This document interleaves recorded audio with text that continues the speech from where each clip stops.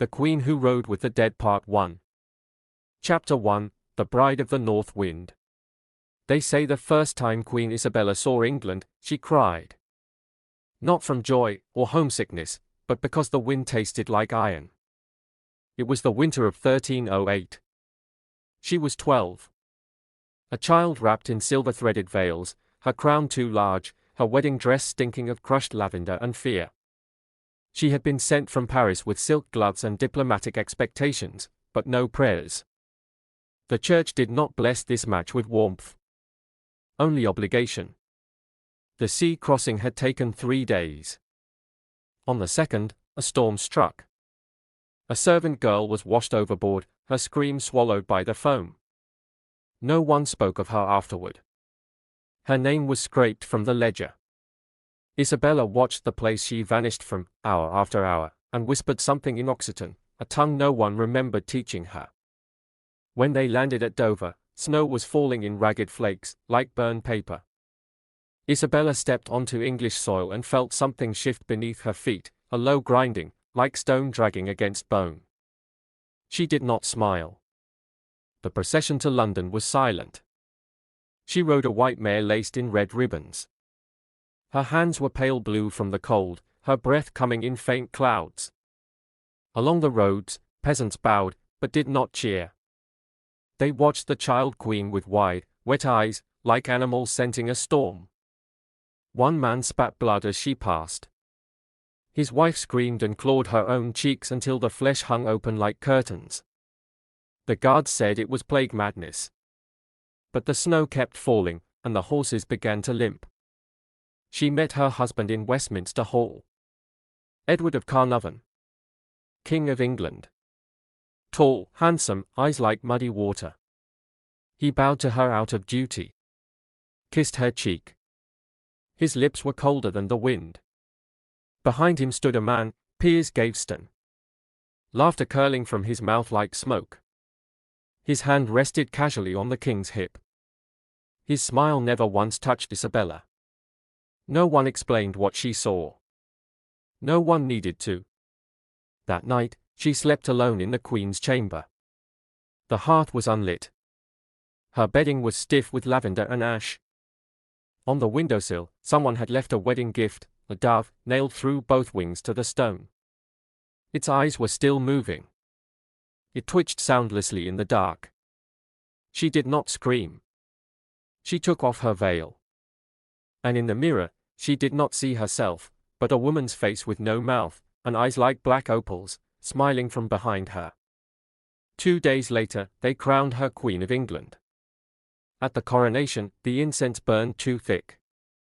A priest choked mid-blessing. The wax from the candles melted fast, too fast, running in red streams that hissed on the cold marble floor. Isabella knelt before the altar. Something warm dripped down the back of her neck. She thought it was holy oil, until the archbishop went white, and the Bishop of Lincoln vomited on his vestments. It wasn't oil. It was blood. Human blood, seeping from the ceiling. They found a crow, freshly gutted, lodged in the rafters above the altar. But it had no wings. They'd been torn off, not cut, torn. The coronation continued, because it had to. But no one looked the new queen in the eye again. That night, the wind returned.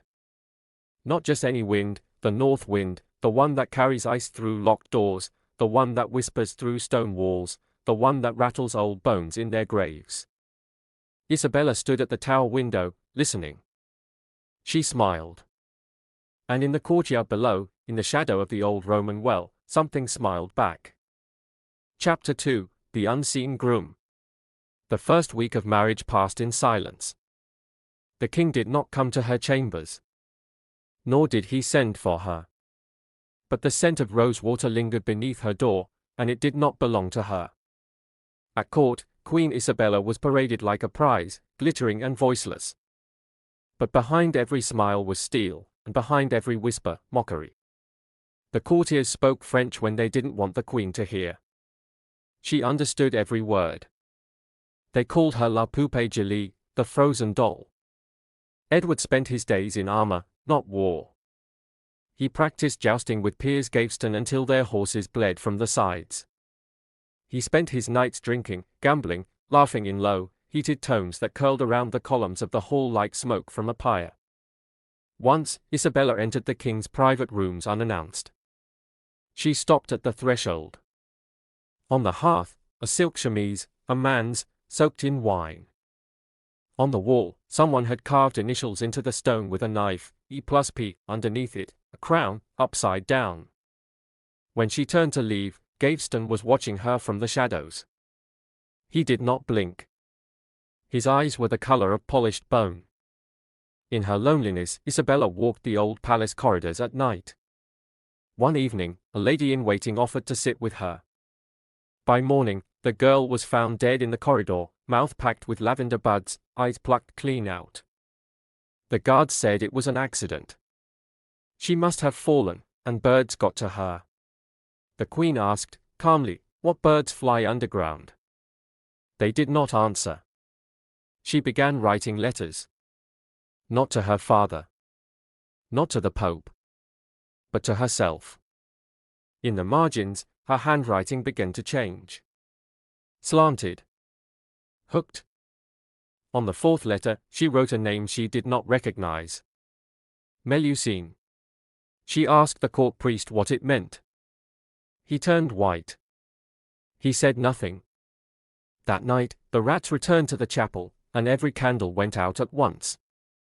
One afternoon, in the Queen's garden, she found her wedding veil laid out across the grass, pinned to the ground by 3 bone needles. Beneath it, pressed into the dirt, was a tooth. A man's molar. Still bloody. The Queen did not weep. She did not flinch. She rolled the tooth between her gloved fingers and whispered, "You want to forget me, my lord husband. But I do not forget." The final insult came on the 10th night. She was summoned to the great hall, late, unexpected. She dressed quickly, heart pounding. The hall was full of courtiers and laughter.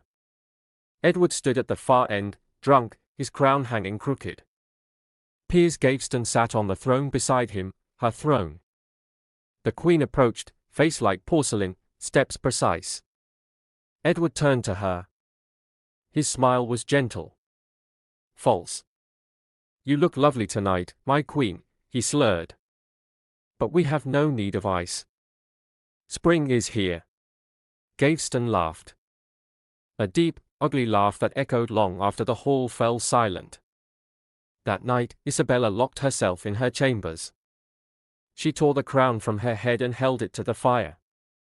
The metal hissed but did not melt. She turned to the mirror. For a moment, just a moment, she did not see herself. She saw a face without skin. A woman with eyes like polished stone. Hair like riverweed. A mouth stitched shut with bone. And in the hollow where the heart should be, something beating. Chapter 3, The Black Garland. By spring, the gardens had begun to die. Not with winter's honesty, but something worse, slow, wet, and wrong. Blossoms opened prematurely, then rotted on the branch. Bees emerged from their hives without wings. A gardener was found pale and stung to death in the rose arbor, but no stingers were ever found in his flesh. The priest said it was a blight. The Queen said nothing. But each night, she dreamed of roots growing through her hands, and voices humming beneath the soil, like a song buried alive. The Queen still walked the gardens each dawn. They were hers. Her only space. Not the throne. Not the court. Only here, where no man spoke unless spoken to, did she feel anything like presence. One morning, her steps slowed. At the center of the garden, beneath the white dogwood tree, someone had left a gift. A garland of flowers, arranged in a perfect circle. All black.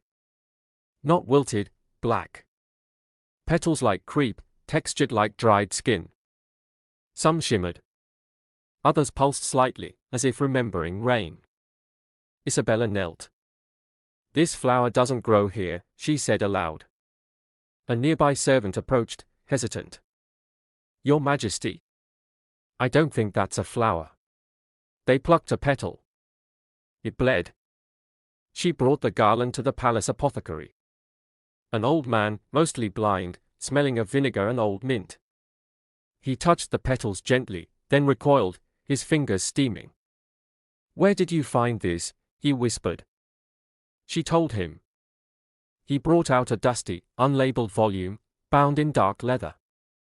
Flipping carefully through brittle pages, he found a sketch, a circle of flowers, exactly like hers, with a title scratched underneath in rust-colored ink. Corona Mortua. The Crown of the Dead. "It's not a garland," he said. "It's a warning." That night, thunder rolled across London. No rain. Just sound, like something vast dragging its limbs across the sky. The Queen did not sleep. She burned incense. She opened the window. She placed the black garland on her writing table and stared at it for hours. No petals fell. No scent faded. At midnight, she heard footsteps, soft, bare, but when she turned, the chamber was empty. Until she looked in the mirror. In the mirror, the black garland was gone. In its place, on the table behind her, stood a figure, hunched, tall, and wet, like it had just climbed out of the earth. Its face was not visible. But its arms were long, thin, and jointed the wrong way. From its hands dangled strings of black flowers. And behind it, just barely visible in the farthest edge of reflection, stood a woman with no eyes. Her lips were sewn shut with gold wire. Her belly swollen with water. Isabella turned around. Nothing. She turned back to the mirror. They were still there. And the garland was gone. The next morning, she woke with blood beneath her fingernails and black petals pressed into the folds of her nightgown. Her maid tried to speak, saw them, and fainted on the spot. She would never speak again. The petals were collected, burned, and buried beneath the chapel. But the Queen kept one. She pressed it into her diary. She drew a circle around it. And beside it, she wrote. Not a warning. A calling. Chapter 4, The Mirror in the Crypt. Below Westminster, where even the rats do not sing, there is a place where sunlight has never lived. The crypt was not meant for queens. Its stone mouth lay hidden beneath the chapel, behind an unused altar, beneath a rusted iron hatch. It was a servant's tale that brought her there, whispers of voices rising through the stone when the monks prayed too long. Isabella went alone. She wore her coronation veil, torn and restitched with black thread. Around her neck hung the withered black petal, now hardened like bone. Beneath the folds of her cloak, she carried a taper of grave wax and a stolen flint. The door opened without resistance. The corridor breathed. Walls slick with condensation. Stones slick with something else, darker, metallic, clotted in the seams. Every step she took echoed like footsteps in water. The light from her candle flickered backward, against the draught, as if the dark itself were exhaling. Down she went. Past the saints' tombs. Past the ossuary marked with faceless icons. Past the grave of a child king buried with no name. Until she found it. The room was circular, with no ceiling. Only shadow above. And in the center, absurd, impossible, stood a mirror. Full length. Iron-framed. Its surface was warped like old water. No dust. No cobwebs. The mirror was clean, too clean, as if something had licked it smooth. Carved into the stone around its base was an inscription in an ancient, fractured tongue. Isabella couldn't read it fully, but 3 words she recognized. Flesh. Blood. Debt. She stepped forward. The candle dimmed. Her breath slowed. In the mirror, she saw a version of herself that did not blink. Her reflection smiled, gently, reverently, but her real mouth did not move. She stepped closer. The reflection stayed still. Closer. Now the reflection's veil slipped from its head. Her hair was not hair, but black water, writhing. Her crown floated above her scalp, not resting, but circling like a predator.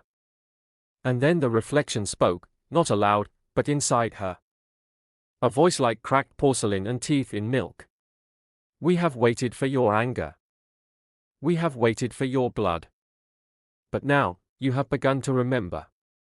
Isabella reached out, not of fear, not of courage, but compulsion. Her fingers touched the glass. It wasn't cold. It was wet. The mirror pulsed. And then, movement. Not her reflection, but behind it. A shape, long and low, slithered through the background, ribs jutting like knives beneath flesh, dragging coils that scraped the stone. Isabella stepped back. The candle flickered violently. The mirror's surface rippled like a pond touched by breath. From within it came a whisper, not hers. Melusine. And then, the mirror cracked. But only from the inside. The queen screamed. She turned to run, but the corridor was gone. No door. No stairs. No hatch. Only stone. And behind her, the mirror glowed with bloodlight, and the reflection began to walk, not in sync. Not mimicking. But freely. The reflection raised its hand. And on its palm was an eye, weeping ink. Then, a voice. Not from the mirror. Not from the chamber. But from beneath. A woman's voice. Dry. Ancient. Kind. You've come so far, little lamb. Shall I teach you to bite? The stone at Isabella's feet split, only slightly, but enough to show what was buried. A face. Eyeless. Smiling. Pressed beneath glass. The candle went out. When Isabella awoke, she was back in her chambers. Mud caked her feet. Her hands were stained with something dark and sticky. The black petal was gone. In its place, clutched tightly in her palm, was a sliver of mirror. She stared at it. In its fractured surface, her reflection blinked. But not in time with her own. Chapter 5, The Lady in the Water. They told tales in France, when Isabella was small, about the cursed women of her bloodline, who bathed in still water and vanished. Her mother once slapped her for speaking the name. Melusine. Half woman. Half serpent. Half truth. Now, after the crypt, Isabella could no longer pretend those tales were stories. She began to wake from sleep soaked to the bone. No rain had fallen. No servant had entered. Yet the bedsheets were wet, and smelled of river rot. And her dreams were changing. She dreamt of her own body submerged in stone. A bath, but not of water, of milk and bone fragments, swirling gently. Above her, carved into the ceiling, were stars that moved. One winked. Another wept. She couldn't move. But she could breathe. And from the end of the room, she came. The lady. At first, only a voice. You know my name, little queen. But you've never dared to say it with your tongue. Then, the shape. A tall, pale figure, nude, but genderless. Not beauty, but authority. Hair like lake weed. Skin like mother of pearl. Eyes missing, or closed. It was unclear.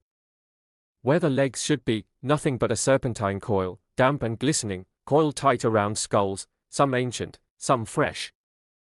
She smiled without lips. You don't belong to men. And neither do I. Isabella woke in the royal gardens. Naked. Covered in algae. Guards found her before dawn, curled in the basin of a dry fountain. Her hair was crawling with pond slugs. Her feet were raw, as if she'd walked for miles. They said she had been sleepwalking. But her mouth was full of river pebbles, smooth and glistening. 10 of them. One for each of Edward's nights. She told no one what she remembered. But she began to change. She stopped eating meat. The kitchen complained. The bishop asked if she was fasting. She said yes, but her teeth ached every time she smelled blood. She didn't know why. She spent hours soaking in her bath. No perfume. No heat. Just water, darkened with herbs the apothecary could not identify. Sometimes the water shimmered on its own, like something beneath the surface was breathing. She stopped attending Mass. When asked why, she simply said, "He does not listen to women." Then came the invitation. A royal hunting trip, far from London, through dense forest and marshland, where wolves still howled and some maps ended in blank ink. Edward, ever disinterested in her, offered no protest when she asked to remain behind. Only Piers Gaveston commented, "A queen in solitude? She'll hear things in the dark." She looked at him over her goblet. Better the dead whisper truth than the living speak lies. He did not laugh. That night, Isabella rode alone to the edge of the estate. Beyond the black fields lay the ruins of an old Roman bath, half-sunk, choked with ivy. The servants whispered that something lived in the pool beneath it, a woman, or a snake, or a voice. She dismounted. Walked barefoot. The earth sucked at her heels. The moon was pale and high, but the water reflected nothing.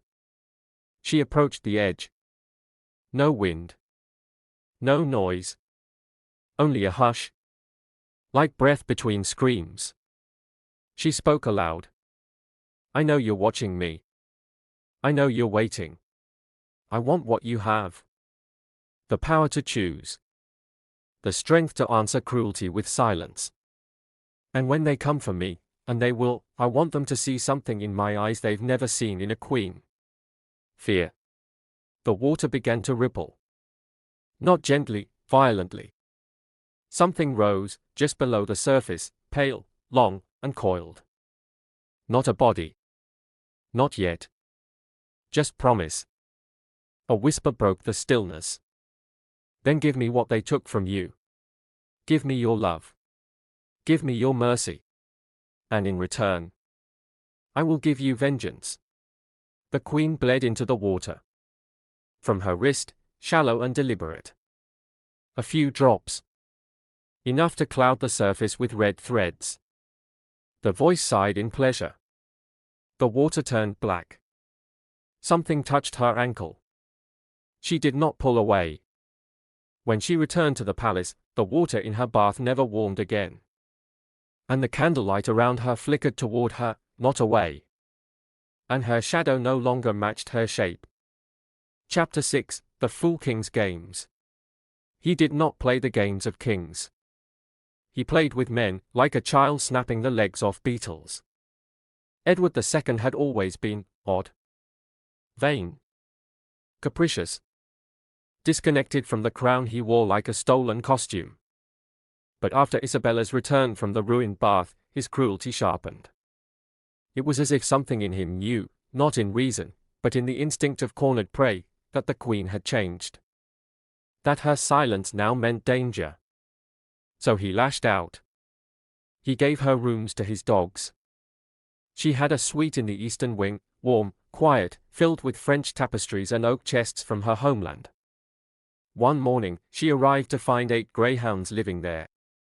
They'd torn up the bedding, pissed on her veil, and left bones, human or otherwise, on her writing desk. When she looked to Edward, he smiled like a boy caught drawing blood. "I thought you might prefer companions who know how to sit." Gaveston threw a mask. A lavish affair, in the Queen's name, but not in her honor. He dressed as the Pope. Edward dressed as a nun. A hall was hired to impersonate Isabella, paraded through the banquet on a silver leash, barking like a hound. The court laughed. But when Isabella entered, uninvited, dressed in mourning black, the laughter stopped. She walked directly to the feast table, placed a single blood-red apple on Gaveston's plate, and whispered something no one heard. The next morning, Gaveston awoke vomiting teeth. The queen began to speak in riddles. To the handmaids. "Fetch only water from the east well. The west has begun to forget itself." To the priests. "He prays to a god of fire and stone. Mine listens from beneath." To the king. "Your tongue is a borrowed thing. Do you even remember the voice you were born with? One afternoon, Edward hosted a tournament. Gaveston rode in golden armor, atop a horse lacquered with sapphire dust. The common folk watched from the field, hungry and mud-streaked.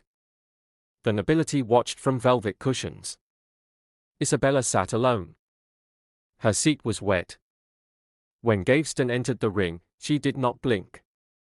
When he saluted her mockingly, she did not nod. When his horse screamed, not neighed, but screamed like a man being skinned alive, the crowd fell silent. The beast collapsed, twitching, foam and blood spurting from its eyes. Gaveston was thrown, cracking his jaw on the post. The king wept. The queen smiled, faintly. That night, something appeared in Gaveston's chamber. He would later describe it to the bishop. A woman, no, a shadow, with antlers of thorn and a belly full of writhing hair.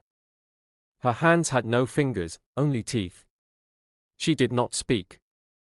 But when he screamed, she melted into the wall. The bishop claimed it was a hallucination. A physician said, too much wine. But Gaveston would never again enter a room without a crucifix in each corner. He began to carry salt in a pouch around his neck. Edward began to rot from the inside. Not visibly. Not at first. But the rot was there. He started to forget things, names, prayers, his own titles. Once, he called Isabella Agnes. No one knew who that was. He refused to sleep alone. The guards reported his nights were filled with screams, not of pain, but of begging. The words made no sense. The well is not dry. Don't make me go in. I gave her the bones. Isn't that enough? He took to wearing wool in summer. He scratched at his skin until it peeled in pink ribbons. And still, he insisted on banquets, jesters, entertainments, all of it grotesque. The final game was played in the rose garden. Edward brought Isabella there at dusk, escorted by guards. He held a gift, a crown of thorns, real, barbed, fresh from the black rosebush bred in Gaveston's name. My sweet, he said, placing it on her head. To remind you that pain makes queens beautiful. Blood streamed down her temples. She looked him in the eyes and said, softly, I'd rather wear thorns than beg to be touched. That night, Edward's steward fell down the stairs. The stone was slick with a substance no one could identify. It smelled like milk gone sour, and when the steward's skull cracked open, his eyes were filled with tiny white worms, still moving. In her diary, Isabella wrote, He plays at cruelty. I am done playing. Let the well open. Chapter 7, The Silent Abbey. The official reason was family. A diplomatic visit. A daughter returning to her father, King Philip IV of France. A queen seeking aid in her husband's failings. But that was the lie. The truth rode behind her eyes, heavy as stone. Isabella was going home to awaken something buried in her name. She traveled alone. No husband. No Gaveston. No priest. Only a small escort and 2 silent guards who avoided her eyes. They passed through villages that fell quiet when she approached. At one, she touched a child's forehead. He screamed until he bled from the nose. His mother fled into the woods. At the border, the snow began to fall again. Spring was dying early. The Abbey of St. Maurice sat like a corpse in the valley. It was once a monastery. Then a fortress. Then nothing. The monks had fled decades ago after a fire took the belfry and left behind only one survivor, a novice who wandered naked for 3 days, carving names into trees with his fingernails. The locals called it the Abbey of Teeth. Isabella knew it by another name. L'ossuaire des femmes perdues. The ossuary of the lost women. The queen arrived unannounced. The abbey's doors were still chained. She broke them herself. The hall smelled of damp stone, mold, and something older, like milk curdled under skin. Paintings of saints peeled from the walls. One had been scratched to remove the face entirely. Another, Mary Magdalene, wept blood that had soaked through the plaster and dried in handprints. She descended alone. Down through the old scriptorium. Down past the catacombs, where nun bones lay bundled like firewood. Down to a door that should not have been there. An iron gate. No handle. Carved only with a single word. Sang. Blood. She cut her palm. Not deeply, but deliberately. The drop struck the gate.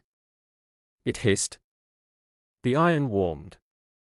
The lock clicked open, not like a mechanism, but like a sigh. Beyond it, a chamber. Round. Tall.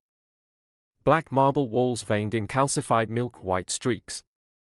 A dome above her that showed no sky, only black water rippling as if looking up from beneath a pond. And in the center of the floor, arranged with impossible precision, a spiral of bones. All female. All small. All with shattered jaws. Isabella stepped into the spiral. Her breath slowed. The air became thick, not humid, alive. And the voice came again. Familiar. Too familiar. You are not the first. But you may be the last. If you want my name, little queen, take it. At the center of the spiral sat a book. No title. Bound in skin. Locked with a clasp of human teeth. Isabella reached out. Her blood fell on the cover. The teeth cracked apart like breaking knuckles. Inside. A family tree without names, only symbols of water and bone. A map of Aquitaine with no landmarks, only deep wells. A sketch of a woman with a serpent's tail giving birth to a crown. And at the bottom, one line. What they buried in you is not silence. It is the voice of water. Behind her, she heard footsteps. Not of men. Of something limping. Something that dragged a chain, or a tail. She did not turn. Instead, she whispered. Melusine. The chamber shuddered. The bones rearranged themselves, the spiral becoming a crown, sharp with shattered femurs, jawbones like thorns. Water spilled from the dome above, just a trickle. It landed on her crown. She bled from the scalp. She did not flinch. When Isabella emerged from the abbey the next morning, her hair had turned several shades darker. One guard would later claim her shadow now had two heads. He hanged himself within the week. The queen said nothing during the return journey. But in her lap, she held the skin-bound book. She began to dream again. This time, of eggs buried in stone, pulsing. And when she touched them in the dream, they opened, and inside were not birds, but crowns. Made of teeth. Chapter 8, The Pact in Wax and Bone. There is a silence beneath holy places that does not belong to God. The abbey at Fontevraud had always unnerved her. Even as a child, when her mother brought her to kneel at the tombs of queens long dead, Isabella could feel the hush beneath the stones. A hush that felt like holding breath, not reverence. Now, she returned alone. Not to pray, but to break something that had been waiting. She entered through the servants' chapel, just before dusk. No guard stopped her. No priest dared speak. She wore mourning black. Her veil draped not for grief, but to mask the blade she carried. The chapel had changed. Colder. Dustier. A place forgotten by the living, and unclaimed by the dead. At the rear, hidden behind a crumbling tapestry, she found what the nuns once called La Gueule du Puits, the mouth of the well. It was not a well. It was a stairwell, carved deep into the bedrock. No rope. No light. She descended. The ritual chamber had no name. Its floor was packed earth. Its ceiling hung low with soot and the scent of melted tallow and iron. There were markings on the wall, carved in fingernail and bone. Circles. Serpent coils. And a phrase repeated 6 times.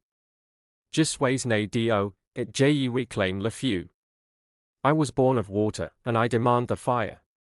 She lit 6 candles, each made from wax taken from the abbey's tomb candles, the ones that once burned beside corpses. She arranged them in a circle. At the center, she placed a lock of her son's hair, a page torn from her wedding psalter, a tooth she had removed from her own mouth, silently, the night before. She cut her palm. Let the blood fall over it all. Then she spoke. By my pain, I offer. By my silence, I open. By the blood that should not have spilled, I name myself daughter of the deep. Melusine. The candles wept. Not wax, but thick, red fluid, warm and pulsing. They hissed as they bled, the flames turning green, then black, then a color that did not exist in language. The air thickened. The stones trembled. From the far wall, water began to seep, but not from pipe or spring. It came from the carvings themselves, pouring out through the mouths of the symbols like tears from blind saints. A shape gathered in the circle. At first smoke. Then form. Then presence. Not solid, but aware. Watching her. She knelt. Not in fear, but recognition. And from within the dark, something answered. You bleed with purpose. That is enough. Your grief feeds the root. Your fury seals the pact. Give me your love. Give me your mercy. And I will give you vengeance. She did not hesitate. She bit the end of her own tongue. Spit blood into the flame. Take it. The shape inhaled. The candles went out. The silence after was worse than sound, a silence that expected something. And then, a single breath, right behind her ear. Done. When she emerged from the well chamber, dawn was breaking. She was barefoot. Her robes were soaked, not with water. Something thicker. Staining. A nun saw her and crossed herself backward. A priest dropped his rosary. It shattered. The earth behind her had begun to smoke. Nothing would grow there again. That night, she dreamed of a crown, but it was not gold. It was made of black wax and human knuckle bones. It pulsed when she touched it. And from the base, a single snake slithered upward, opened its mouth, and whispered. Now we begin. The story may end here, but the darkness never sleeps. Like this video to keep the shadows stirring.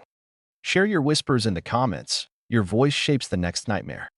And subscribe to our YouTube channel, The Gothic Hour Stories and Mysteries, where every tale lingers and every soul leaves a mark. The Gothic Hour awaits.